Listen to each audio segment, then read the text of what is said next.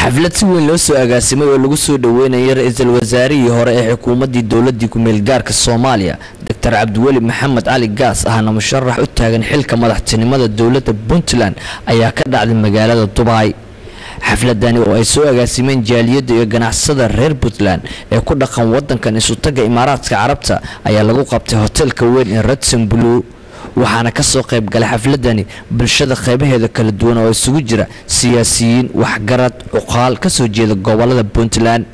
halkaas oo ay khudbado kala duwan ka soo jeediyeen oo ay ku taageerayeen musharax Cabdiweli Maxamed Cali Gaas. hadaladoodina waxaa ka mid ahaa magacayga Muuse Cali Bukar baa la yiraahdaa waxaan ku hadlayaa magaca Khaatuum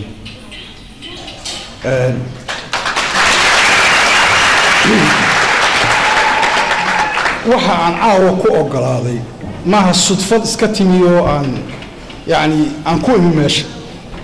waxa aan intaa ku diiday aan caawa ku ogolaaday baa jira waxaan ku ogolaaday inay sharaf ii tahay igana mudan tahay inaan gacan ka geysto kana qayb galo campaign-ka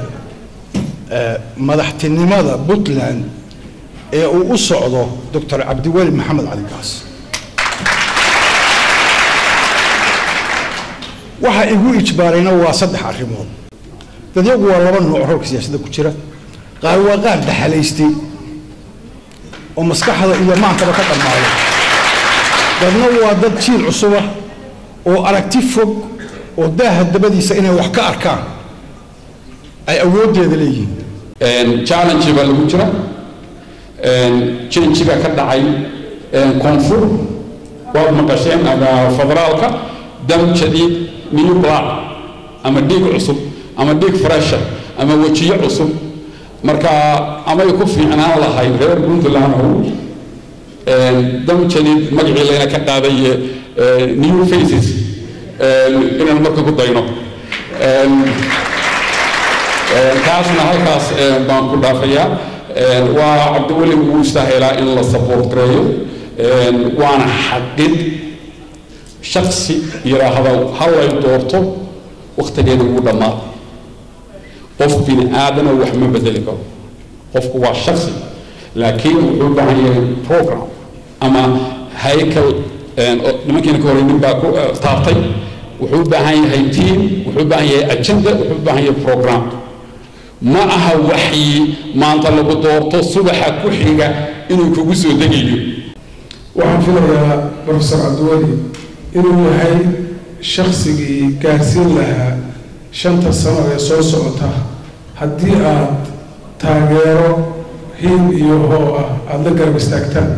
inuu yahay shakhsigii 15 sano wixii la qaban waayay qaban lahaa caaway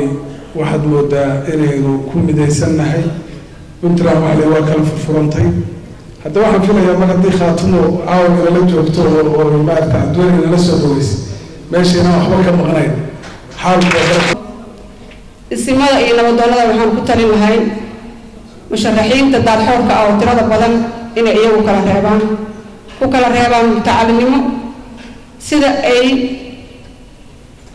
baarlamaanku u kala reebayaan in hadhow ay iyagu haddaba u soo xulaan baarlamaanka in ay tartamayaasha ku kala saaraan tacliinta ay leeyihiin. ugu dambeyntiina waxaa halkaas khudbad dheer ka jeediyay Dr. Cabdiweli Maxamed Cali Gaas oo ah musharax u taagan xilka madaxtinimada Puntland. hadaladiisina waxaa ka mid ahaa dadkii ku bahoobay 1998 maanta ma wada joogaan jir ahaanna uma joogaan physically uma wada joogaan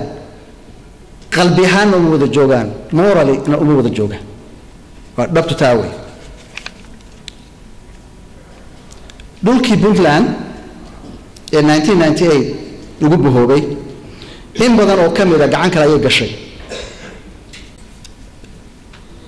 xadka Puntland waa naqaana meeshu aha 1998 waxaan maranayaa inuu oo ku dhawaa ama ogaha